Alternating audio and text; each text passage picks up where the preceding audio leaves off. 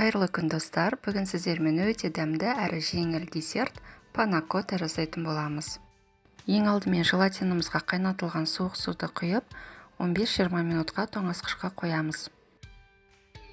Сотейнигімізге сүтімізді, кілегейімізді және қантты қосып, барлығын жақсылап ысытамыз орташа отта. Қант ерігенше, бірақ қайнатпаймыз.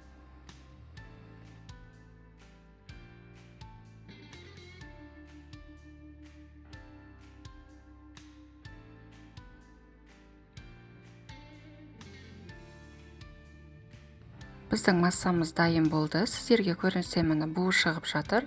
Енді оттан аламыз. Сәл суытамыз, қатты суып кетпесін.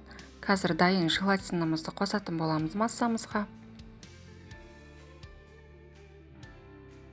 Желатиніміз ерігенше жақсылап араластырып аламыз. Дайын болған массамызды осындай ыдысқа құйып алдым. Енді осындай стаканчиктарға қазір құятын боламыз бөліп.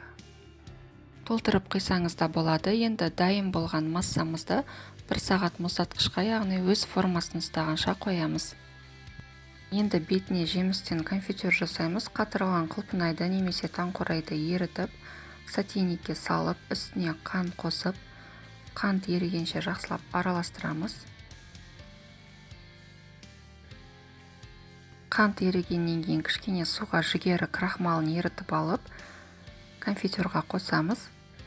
Бұл бізді массамызды қоюлатады.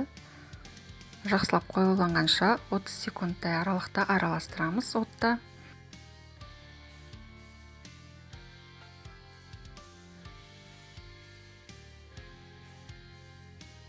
Массамыз қоюланды. Енді бөлек ыдысқа салып аламыз. Қалауыңыз бойынша осылай қалдырсаңыз да болады, немесе блендермен ұсақтап біркелкі масса жасап алсаңыз да болады.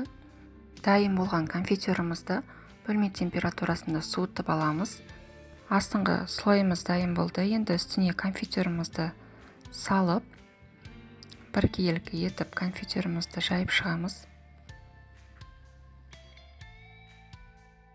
Осымен біздің өте дәмді, тілі үйіретін жеңіл десертіміз дайын. Астарыңыз дәмді болсын. Рецепт ұнаса, лайк басып, пікір қалдыруды ұмытпаңыздар.